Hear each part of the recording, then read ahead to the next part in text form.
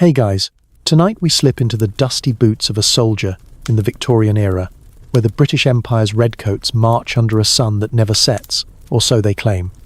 Picture yourself standing in a foggy London alley, the year's 1850, and you're hungry, maybe a bit desperate, with the recruiter's promises of glory and a steady shilling ringing in your ears.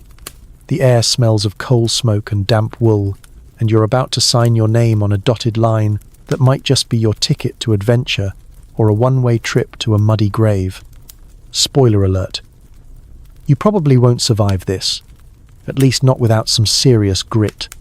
So, before you get comfortable, take a moment to like the video and subscribe, but only if you genuinely enjoy what I do here. Drop a comment with your location and local time. I love knowing where you're drifting off from. Now, dim the lights, maybe turn on a fan for that soft background hum, and let's ease into tonight's journey together. You're in that alley, clutching a tattered coat against the chill when the recruiter spots you. He's all polished buttons and swagger, promising 3 square meals and a chance to see the world.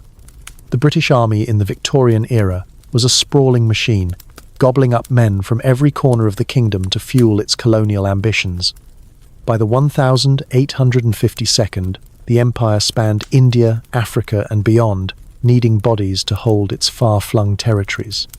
You're not alone. Thousands enlisted yearly, many driven by poverty or dreams of heroism.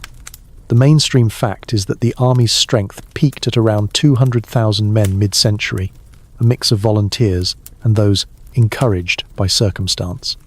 But here's the quirky bit. Some recruiters resorted to getting lads drunk to secure their signatures, a practice called taking the king's shilling. You're sober though, or so you think, as you scrawl your name. Historians still argue whether these tactics were outright coercion or just clever marketing for a brutal job. The recruiter leads you to a tavern, where you're handed a pint and a pen.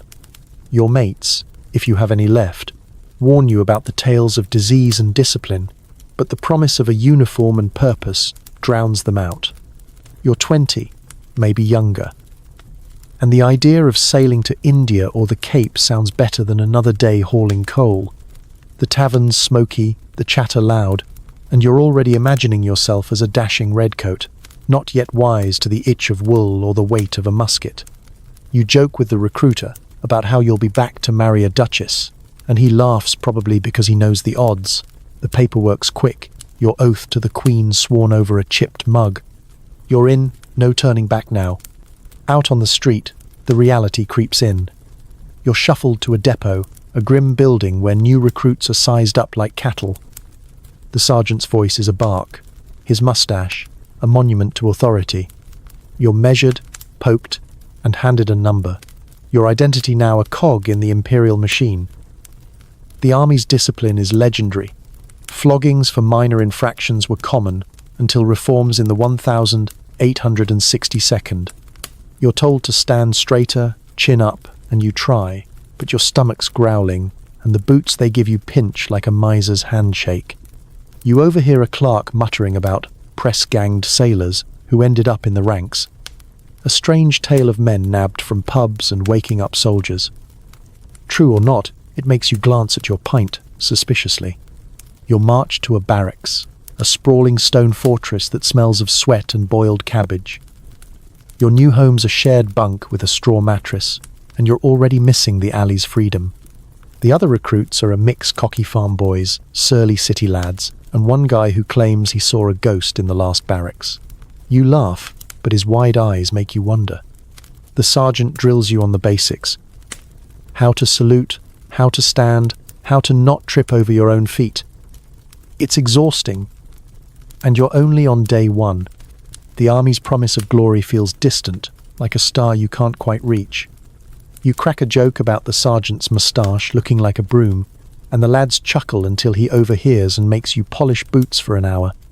By nightfall, you're bone-tired, lying on that lumpy bunk, staring at a ceiling stained with who knows what. The Empire's vast, and you're just a speck. But there's a flicker of pride in your chest. You're a soldier now. Or at least you will be, if the drills and disease don't break you first. Tomorrow's another day of shouts and sore feet, but for now, you close your eyes, the recruiter's promises fading into the snores of your bunkmates. It's not much, but it's a start, and you're already wondering what India's heat feels like. You're up before dawn, dragged from your lumpy bunk by a sergeant's bellow that could wake the dead. The barracks air is thick with the stench of unwashed bodies and yesterday's boiled cabbage, but there's no time to linger. You're due on the parade ground for training. Your boots, still stiff and pinching, scrape against the cold stone floor as you stumble into formation. The Victorian Army's iron discipline is no myth. It's a machine that grinds men into soldiers through endless drills. By the 1852nd, the British military relied on repetitive training to turn recruits like you into a cohesive unit, capable of firing volleys or charging with bayonets on command.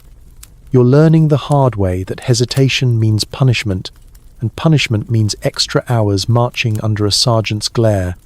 The parade ground is a muddy patch, surrounded by grim stone walls, and the morning mist clings to your skin like a damp promise of misery.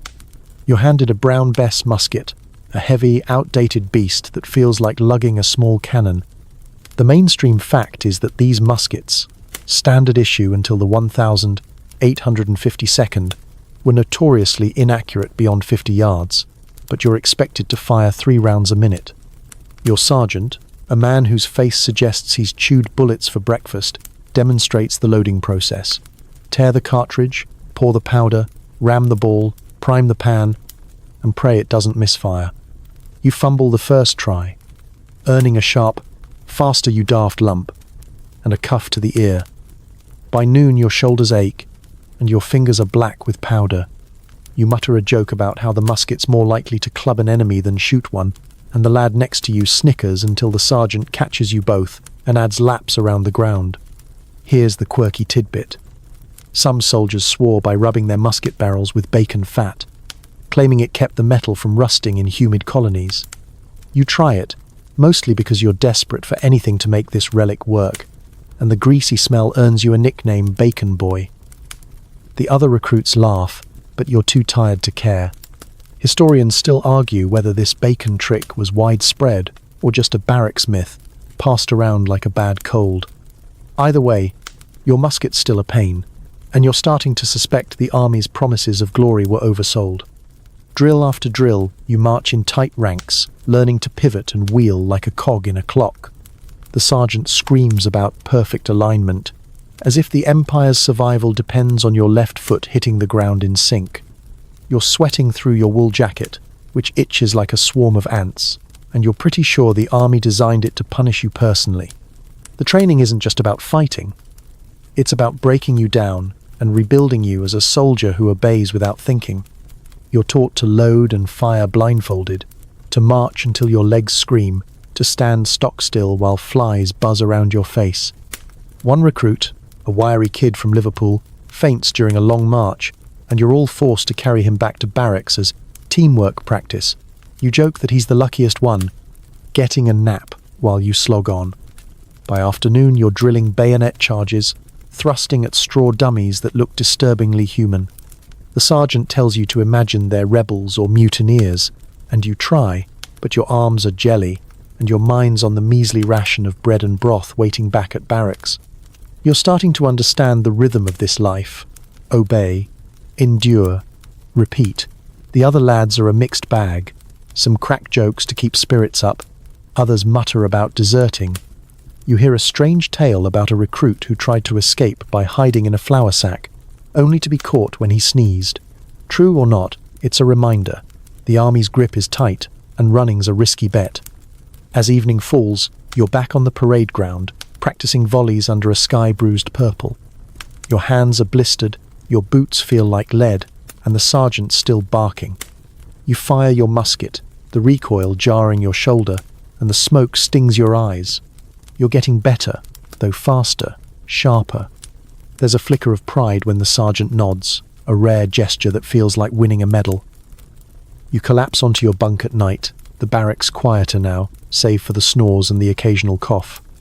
You're not a soldier yet, not really, but you're starting to feel the weight of it, the way it shapes you into something new. Tomorrow's more of the same, and you're already dreading it, but for now you close your eyes, dreaming of anything but muskets. You're tugging at the collar of your new uniform, a scarlet wool coat that's more punishment than pride, as you stand in the blazing sun of a colonial outpost. It's 1851, and you've been shipped off to some dusty corner of the empire, maybe India or South Africa, where the heat makes your skin feel like it's cooking. The Victorian Army's uniforms were designed for parade grounds in England, not the sweltering tropics, and you're learning that the hard way. The mainstream fact is that these redcoats, iconic as they were, made soldiers easy targets in battle, their bright colours screaming, "Shoot me," against the landscape. You're sweating buckets, the wool scratching like sandpaper, and the heavy boots feel like they're glued to your feet. Your shako hat, a tall, ridiculous thing, keeps slipping over your eyes, and you're half convinced it's trying to smother you. The quartermaster hands you a kit that's supposed to keep you alive, a haversack, a canteen, and a cartridge pouch that smells faintly of leather and gunpowder. The whole setup weighs as much as a small child, and you're expected to march miles with it strapped to your back. You try adjusting the straps, but they dig into your shoulders, and the belt chafes your waist. You joke to the lad next to you that the army must have hired a tailor who hated soldiers, and he laughs, but his face is red from the heat too. Here's the quirky tidbit. Some soldiers stuffed their shakos with straw to cushion their heads, claiming it helped with the weight. You give it a try, and it works sort of, but now you smell like a barn, and the other lads start calling you "Hey Head." Historians still argue whether the redcoat's bright colour was a tactical blunder or a deliberate show of imperial confidence. Either way, you're not feeling confident as you trudge through the outpost, the sun hammering down. The camp's a sprawl of tents and wooden barracks, surrounded by a palisade that looks like it's seen better days. You're posted to a fort in a place you can barely pronounce, where the locals eye you warily, and the air hums with insects. Your uniform's supposed to mark you as the Empire's finest, but it feels like a costume for a play you didn't audition for. The sergeants don't care about your discomfort. They're drilling you again, shouting about posture while you try not to faint from heat stroke. You're learning to move in this gear, though it's a battle of its own. The coat's so stiff it creaks when you bend, and the boots, caked with mud, make every step a slog. You're taught to polish the brass buttons until they gleam, a pointless task in this dust-choked place, but orders are orders. You catch a glimpse of yourself in a cracked mirror at the barracks, and you barely recognize the figure staring back, red-faced, weighed down, looking more like a pack mule than a hero. You crack a joke about how you're the Empire's shiniest target, and the lads chuckle, but there's a nervous edge to it. Everyone knows the stories of ambushes in far-off jungles, where a red coat makes you stand out like a beacon. The outpost buzzes with activity, carts rumble in with supplies, officers bark orders, and local workers haul water under the watchful eyes of sentries. You're assigned to patrol the perimeter, a job that means hours of walking in circles, your musket heavy on your shoulder. The heat's relentless, and your canteen's empty by noon. You're starting to understand why veterans talk about acclimatizing. It's code for surviving the climate's slow torture. You hear a wild tale from a grizzled corporal about a soldier who sewed pockets into his uniform for extra rations, only to be caught when rats chewed through them. True or not, it's a reminder that ingenuity here comes with risks. By evening, you're back in the barracks, peeling off the coat that's now a second skin of sweat and dust. Your feet throb, and you're pretty sure there's a blister forming that could star in its own horror story. The other lads are in the same state, sprawled on bunks, muttering about home or the next meal. You're starting to feel the rhythm of this life. March, sweat, obey. But there's a quiet pride, too, in enduring it. You lie back, the shako stuffed with straw under your head like a lumpy pillow, and wonder how you'll survive another day in this oven of an outpost. The Empire's vast, and you're just a red speck in it, but for now, you're still standing.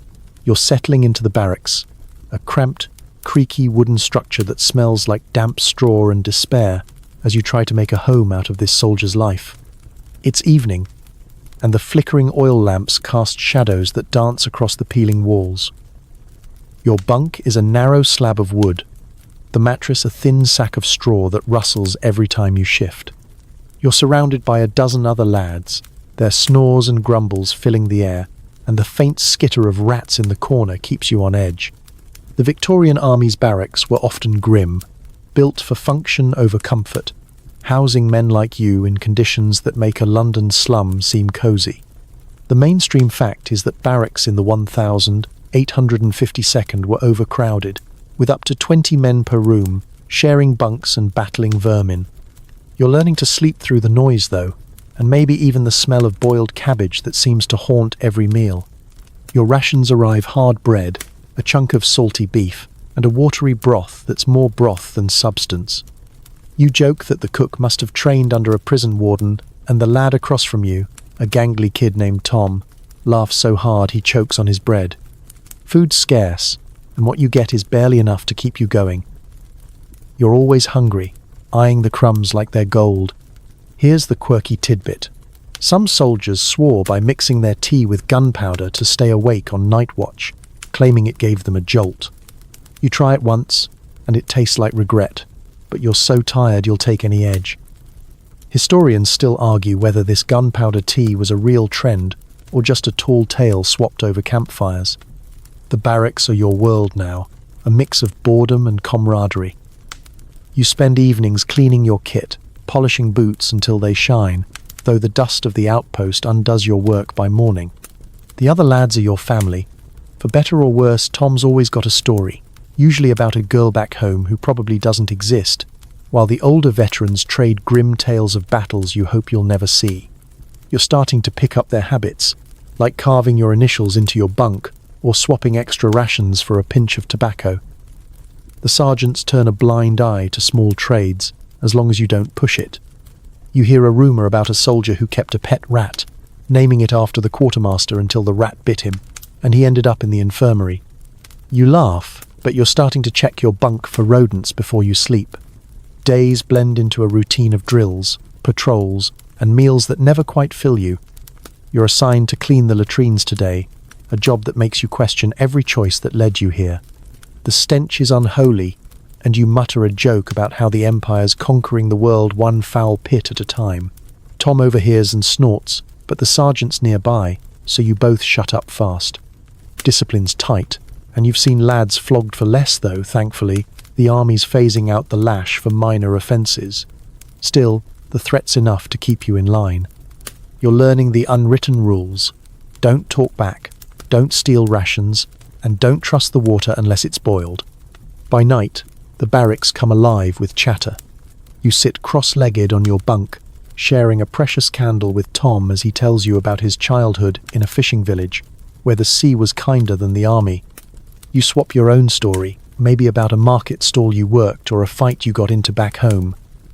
These moments, brief as they are, stitch you closer to the lads. You're not just a redcoat. You're part of something, even if it's just a shared hatred of the rats.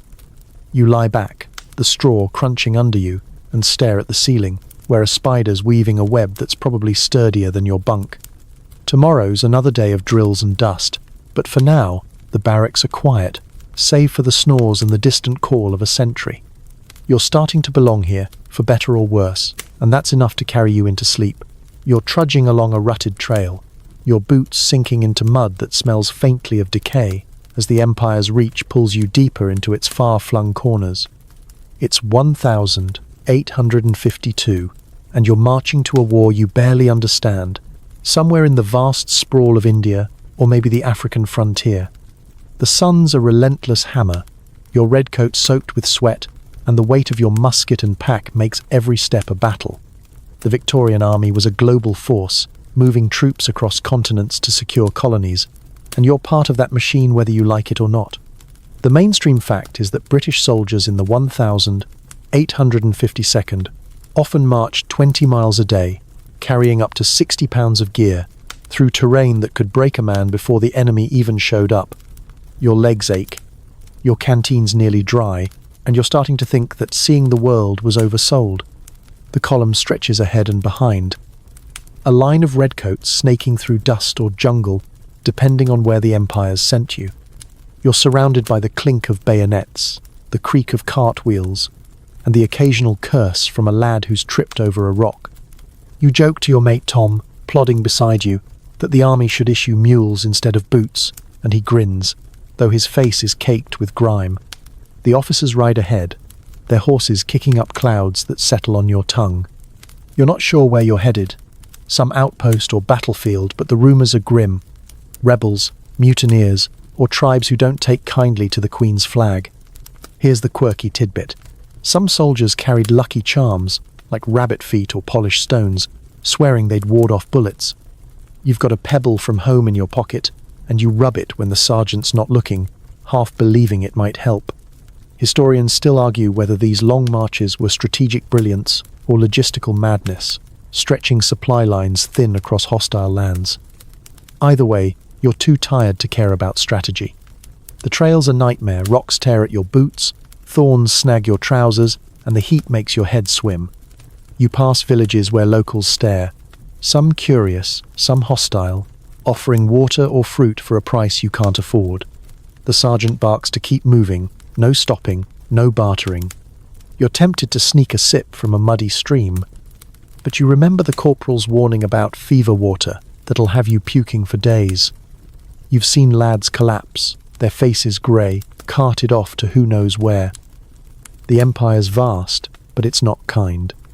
Nights are a brief mercy.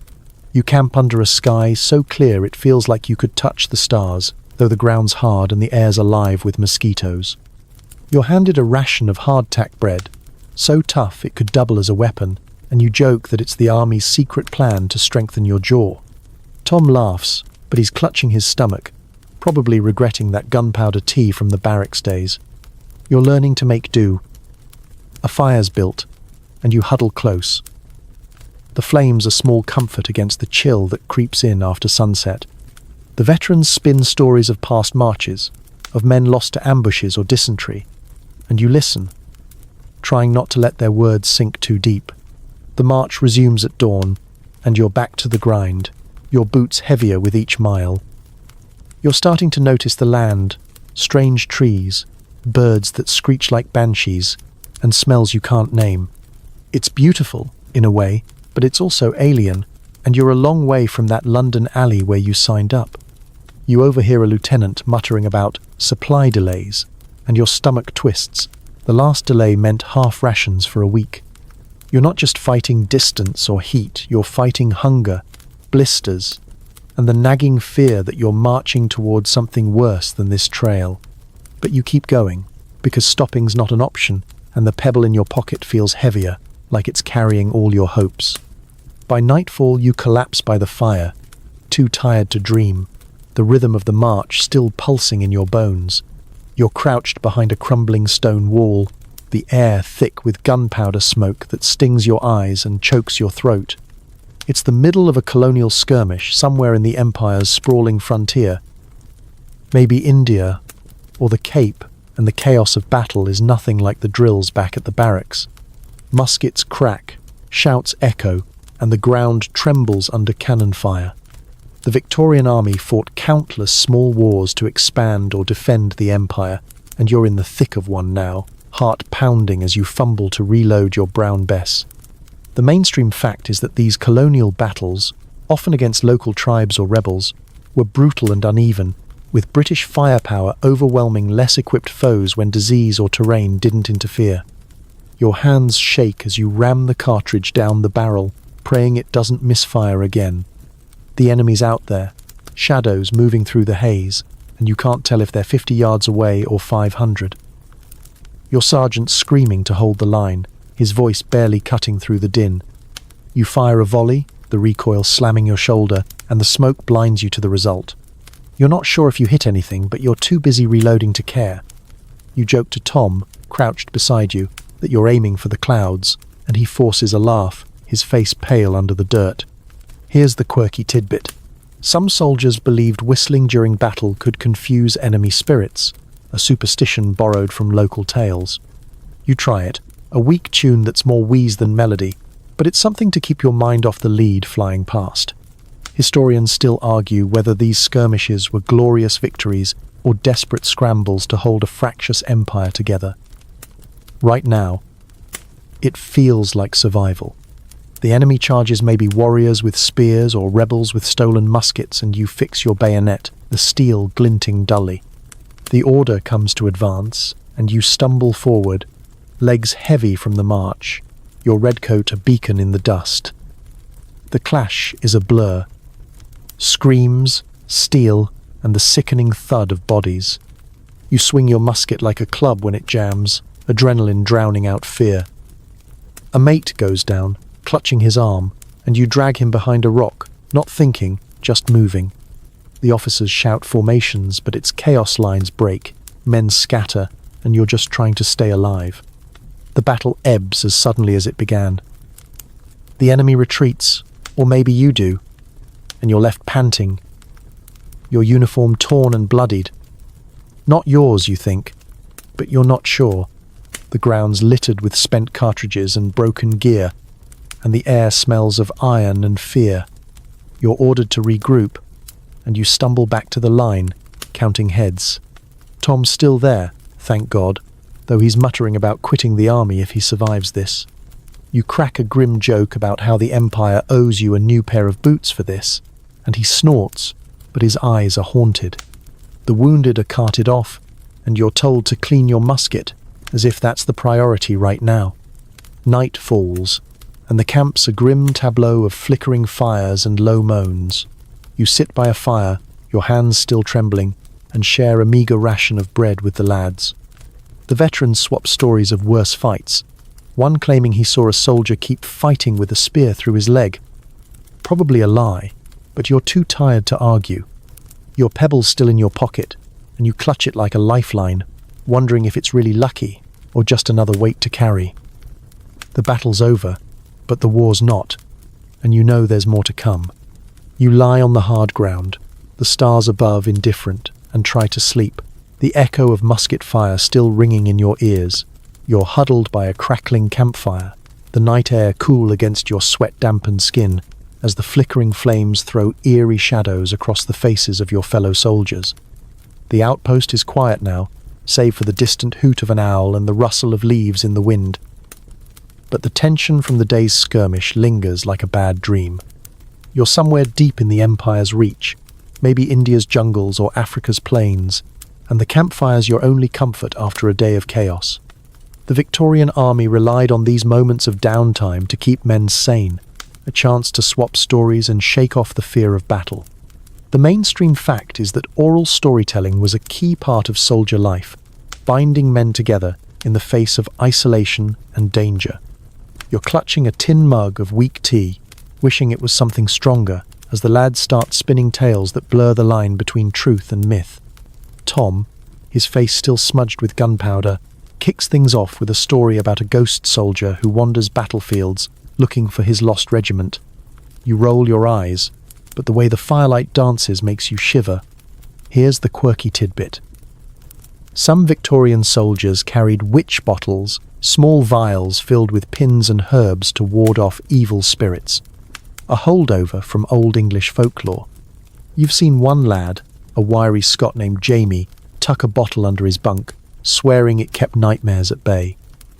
You're not sure you buy it, but you're tempted to ask for one after Tom's story. Historians still argue whether these superstitions were a coping mechanism or a genuine belief in the supernatural, especially in far-off colonies where local legends seeped into camp talk. The fire pops, and another soldier, a grizzled veteran with a scar across his cheek, leans in. He tells of a battle in India where a tiger leapt into the fray, scattering both sides. You laugh, picturing redcoats and rebels running from a cat, and joke that the tiger probably wanted a promotion. The lads chuckle, but the veteran's dead serious, claiming he saw its eyes glow like lanterns. You're not sure what's true, but the stories keep coming, tales of cursed bayonets, of soldiers who saw their own deaths in dreams, of drums that beat on their own before a fight. You're half asleep, the ASMR-like crackle of the fire pulling you under, but you can't stop listening. These stories aren't just entertainment. They're a way to process the madness of this life, where death's always one march away.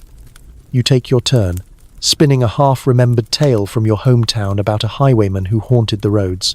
only to vanish when the redcoats came. It's not much. But the lads nod, and Tom adds a twist about the highwaymen stealing from the quartermaster's stores. You all laugh, and you joke that if ghosts are real, they're probably eating better than you are. The laughter fades, and the fire's dying down now, the embers glowing like tiny stars. You're starting to feel the weight of the day, the ache in your bones from the march and the fight. The stories linger, though, weaving a strange comfort. Like that pebble in your pocket, remember that lucky charm? It's still there, a quiet reminder of home. The sergeant calls for lights out, and you shuffle back to your tent, the ground cold under your boots. The other lads are quiet now, some whispering prayers, others just staring into the dark. You lie on your bedroll, the canvas rough against your cheek, and think about the stories. Were they true? Does it matter? They're part of this life, like the musket or the itch of your uniform. You close your eyes, the fire's warmth still lingering in your mind, and drift towards sleep, the distant cry of a night bird blending with the echo of ghostly drums. Tomorrow's another march, another fight, but for now, the campfire's tales hold you, a fragile shield against the unknown. You're sitting cross-legged on the dirt floor of your tent, a stub of candle flickering as you hunch over a scrap of paper, trying to pen a letter home. The air's heavy with the damp of a tropical night, and the faint buzz of insects outside reminds you you're far from the London alley where this all began. Your ink's runny, the quill's a mangled mess, and your hand aches from gripping it, but you're determined to send something to your family, or maybe just that girl you left behind, who might not even be waiting. In the Victorian era, letters were a soldier's lifeline to home, often taking months to cross oceans if they arrived at all. The mainstream fact is that the British Army encouraged literacy among recruits, with basic schooling offered to improve communication and record keeping. You're no scholar, but you've learned enough to scratch out words, pouring your heart into smudged lines that smell faintly of gunpowder. The candlelight dances, casting shadows that make you jump. Still twitchy from that skirmish a few days back, remember the smoke and chaos? You write about the march, the heat, the way your boots feel like lead, but you leave out the worst bits. No need to worry, Ma, about the screams or the mate you dragged to safety. You mention the food, joking that the hardtack's so tough you could build a fort with it, and you hope it makes her smile. Here's the quirky tidbit. Some soldiers tucked pressed flowers into their letters, believing it brought good luck to the recipient. You've got no flowers unless you count the wilted weeds by the latrine, so you sketch a clumsy daisy in the margin, feeling a bit foolish but hoping it counts. Historians still argue whether these letters were honest accounts or carefully edited to spare loved ones the truth of war's horrors. You're not sure yourself, crossing out a line about the fever that's been creeping through camp. Instead, you write about the stars, how they're brighter here than in England, and how you're keeping your pebble for luck. Remember that charm from the march? It's still in your pocket, a tether to home. The words come slow, your mind drifting to memories of market days, your sister's laugh, the pub's warm glow. You're not sure if you're writing for them or for yourself, a way to anchor your soul in this alien place. Tom pokes his head in, his face still smudged from campfire soot, and teases you about writing love poems. You fire back that his letters are probably just lists of fish he never caught, and you both laugh, the sound a small rebellion against the quiet. He's writing too, to a brother in Liverpool, and you swap stories about home, the candle burning low. You hear a wild tale from another lad about a soldier who sent a letter with a coded map to buried loot, only for it to get lost in the mail. True or not, it makes you double-check your envelope, hoping it doesn't vanish into the Empire's postal abyss. You finish with a promise to write again, though you're not sure when, and seal the letter with a dab of wax that smells like regret. The act feels final, like you're sending a piece of yourself across the sea.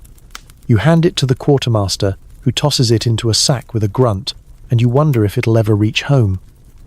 Back in your tent, you blow out the candle, the darkness swallowing you whole. The other lads are quiet now, some snoring, others lost in their own thoughts.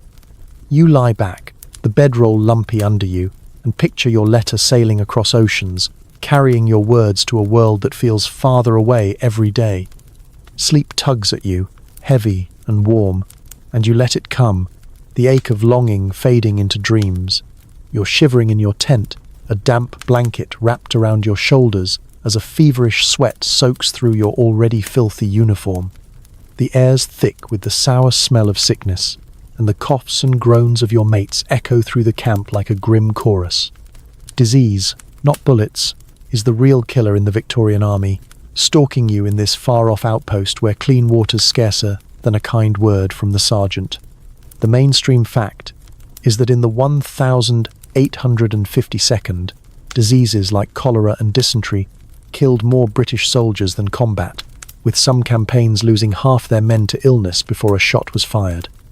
You're clutching your canteen, sipping boiled water that tastes like rust, praying it's enough to keep the invisible enemy at bay. Your head's pounding, and every joint aches like you've been marching for weeks without rest. The camp's infirmary is a canvas tent that smells of carbolic acid and despair, where the surgeon, a man with a beard like a hedge, pokes at you and mutters about miasmas. You're not sure if it's malaria, dysentery, or something worse, but you're too weak to argue. You joke to Tom, who's slumped nearby looking greener than a lime, that you'll both be dancing at a ball in London by next week. He forces a grin, but his eyes are glassy, and you're both scared. Here's the quirky tidbit. Some soldiers swore by drinking vinegar to purify the blood, a remedy peddled by quack doctors. You tried it once, and it burned going down, doing nothing but making you gag. Historians still argue whether the army's medical ignorance was criminal neglect or just the era's limited science, but it doesn't help you now. The surgeon hands you a bitter powder, probably quinine, and tells you to rest, as if you've got a feather bed waiting. Your bunk's a hard pallet, the straw damp from leaks in the tent, and the rats remember those barracks pests, a boulder here, sniffing at your boots. You're not alone. Half the camp's down with something, and the healthy lads are stretched thin, covering duties. You overhear a corporal muttering about a fever that wiped out a whole company in India, and you clutch your pebble, remember that lucky charm, hoping it's got some magic left. The days blur into a haze of sweat and shivers. You're too weak to march, so you're stuck listening to the camp's rhythm. The clatter of cookpots, the sergeant's distant bellows, the occasional wail from the infirmary. Tom's recovering, thank God, and he sneaks you an extra sip of broth, joking that it's the only thing keeping you from turning into a ghost like those campfire tales. Remember those spooky stories? You laugh, but it turns into a cough that rattles your chest. The surgeon's back, checking pulses with a grim face, and you hear whispers of contagion, a word that makes everyone flinch. You're starting to understand why veterans talk about disease like it's a living enemy, sly and relentless. By some miracle, your fever breaks after a week, leaving you weak as a kitten but alive. You stagger out of the tent, the sunlight stinging your eyes, and breathe air that doesn't smell like sickness. The camp's still a mess, with new cases cropping up, and you're assigned light duties polishing gear, of all things, while you regain your strength. You joke to a passing lad that you've beaten death, but he just shrugs, too tired to care. The Empire's wars don't pause for illness, and you're expected to be back in line soon. You lie on your pallet at night, the stars visible through a tear in the tent, and feel the weight of survival. That pebble's still in your pocket, a quiet reminder that luck, or something like it, is all you've got against this invisible foe. You're weaving through a bustling colonial market, the air alive with the shouts of vendors and the tang of spices you can't name. It's a rare day off from drills and disease, and you're in a town near the outpost, maybe somewhere in India or South Africa, where the Empire's grip feels both ironclad and fragile. The market's a riot of colour silks in reds and golds, baskets of strange fruits, and stalls piled with trinkets that glint in the sunday. Your red coat's off, swapped for a plain shirt to blend in, but you still feel like an outsider, your pale face and heavy boots marking you as a soldier. The Victorian army often stationed troops near local markets, both to keep order and to supply camps. But you're here to spend a few precious pennies and maybe forget the fever that nearly took. You remember that miserable week? The mainstream fact is that these markets were vital to colonial economies, funneling goods like tea, cotton and indigo to Britain's coffers, often at the expense of local livelihoods. You're dodging hawkers who thrust brass idols and dubious cures at you, their voices a mix of flattery and hustle. One tries to sell you a mango, claiming it's sweeter than an English apple, and you haggle, half laughing, half suspicious, it'll cost you a week's pay.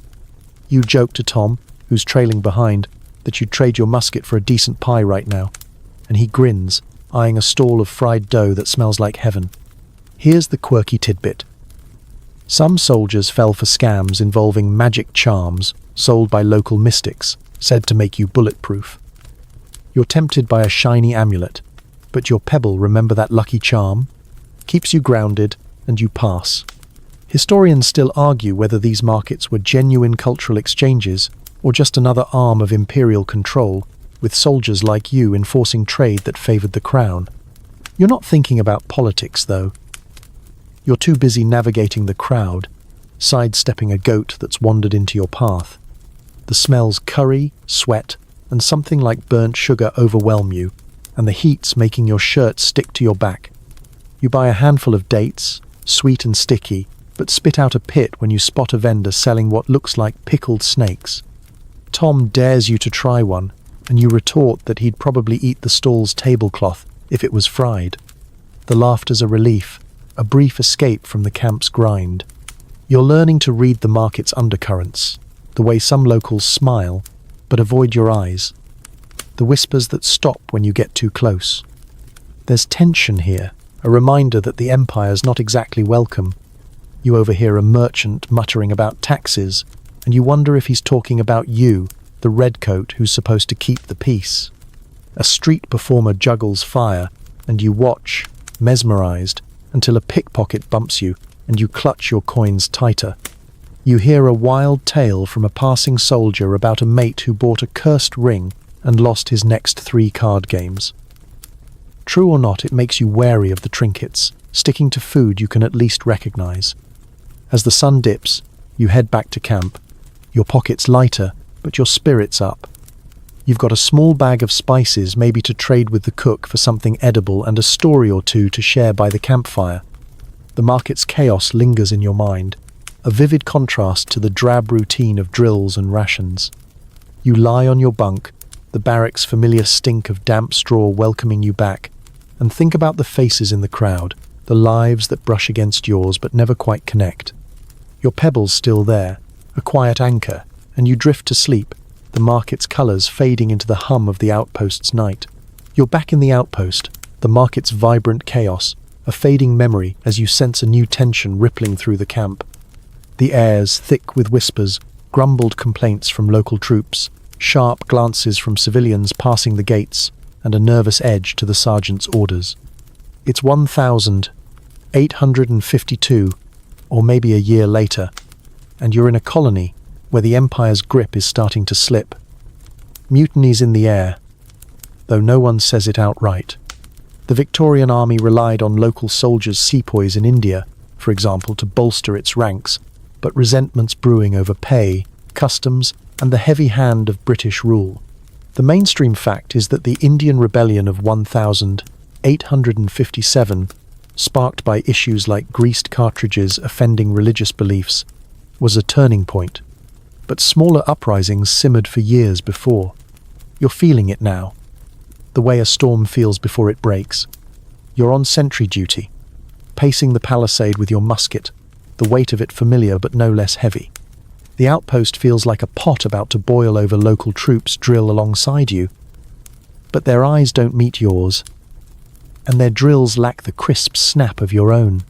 You joke to Tom, who's cleaning his bayonet nearby, that the camp's so tense you could cut it with a dull spoon, and he snorts, but his hands are shaky. Here's the quirky tidbit. Some soldiers believed rubbing salt on their musket stocks warded off bad luck during unrest. A superstition you've seen a few lads try. You're sticking with your pebble, remember that charm?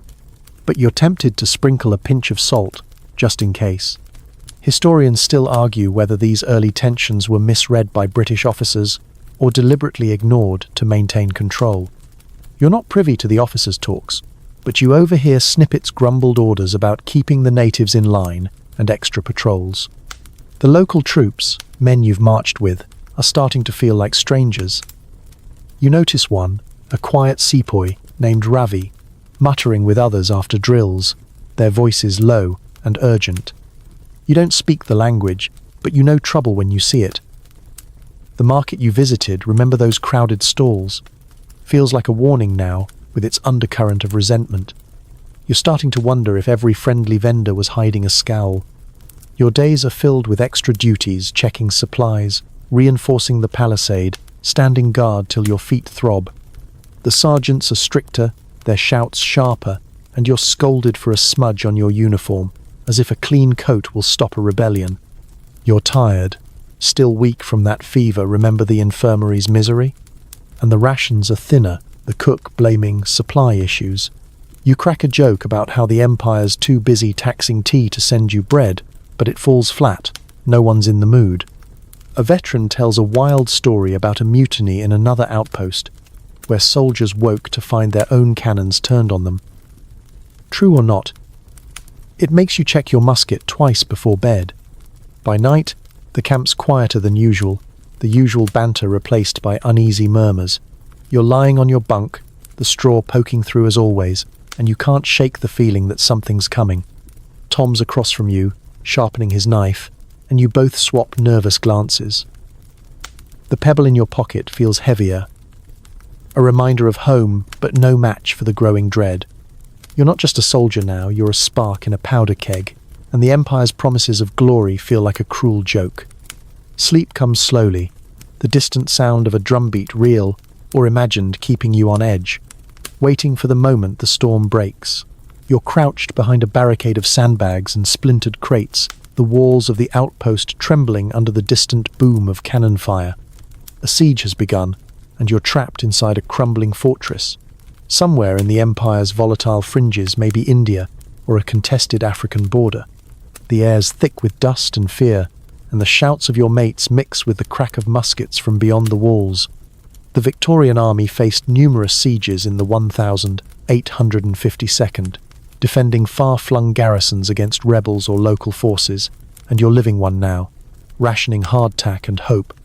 The mainstream fact is that sieges like the one at Lucknow in 1857 showed how brutal these standoffs could be, with defenders often holding out for months under relentless pressure. Your hands grip your musket, knuckles white, as you peer through a loophole, waiting for the next wave. The enemy's out there, shadowy figures in the smoke, their numbers growing by the day. You fire a shot, the recoil jarring your shoulder, but you can't tell if it hit anything. Supplies are dwindling.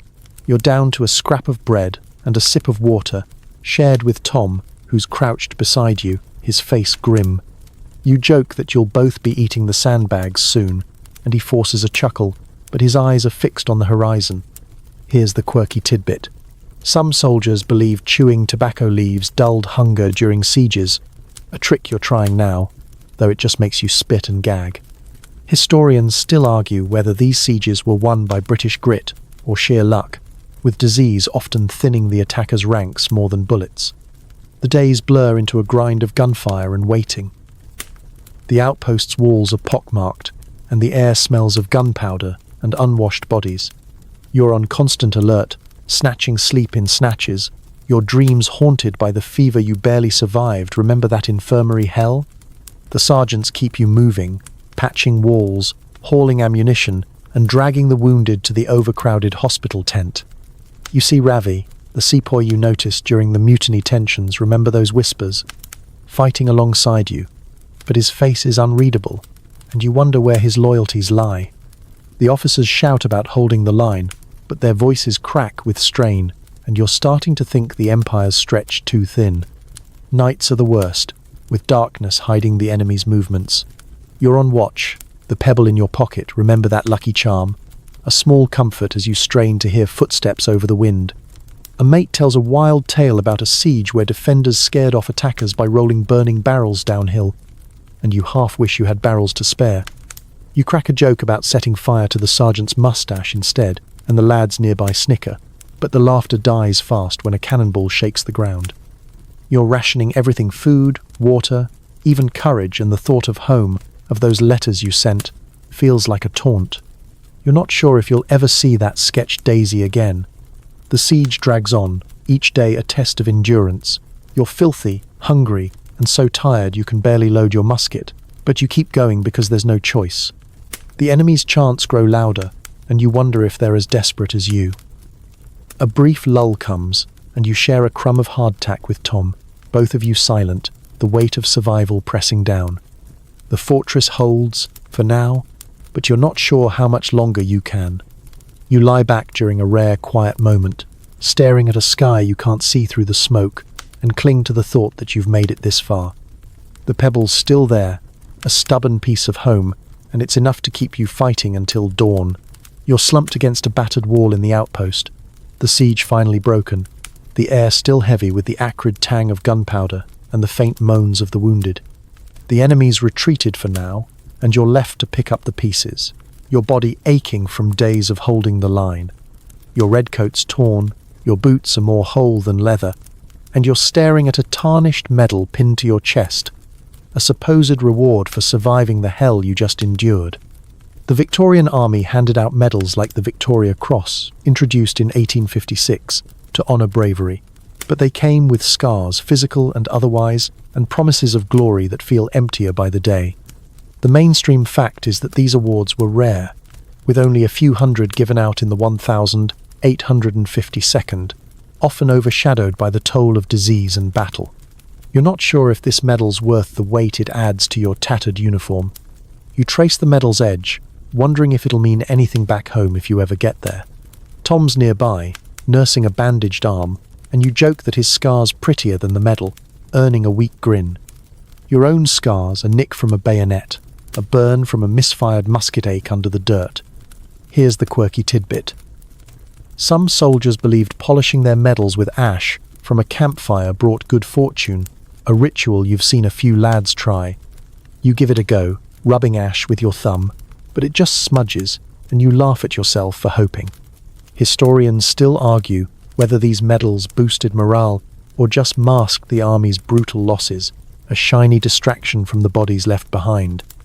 The outpost is a wreck, crumbled walls, scattered gear, and a hospital tent, overflowing with men who won't all make it. You're tasked with clearing debris, a job that feels pointless when another fight could come tomorrow. The sergeants are quieter now, their shouts dulled by exhaustion, and even the officers look haunted, their grand talk of empire muted. You're starting to see the cost of this life, not just the fever you survived or the siege you endured, but the slow grind on your soul. You think of those campfire tales, remember the ghost soldier? And wonder if you're becoming a ghost yourself, tethered to this outpost by duty and desperation. You share a ration with Tom, a stale biscuit that tastes like dust, and you joke that the Empire should give medals for surviving the cook's food. He chuckles, but his eyes are distant, and you know he's thinking of home, just like you. Your pebble's still in your pocket, remember that charm? And you roll it between your fingers, a habit now, a link to the life you left. You hear a wild story from a passing corporal about a soldier who traded his medal for a bottle of rum, only to regret it when he's sobered up. True or not, it makes you clutch your medal tighter, though you're not sure why. It's not like it'll buy you a ticket home.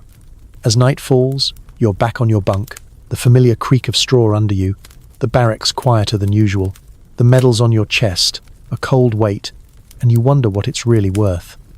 The Empire's promises of glory, of purpose, feel like lies when you're this tired, this broken. You think of the letters you sent, those smudged words and that clumsy daisy, and hope they reach someone who still cares.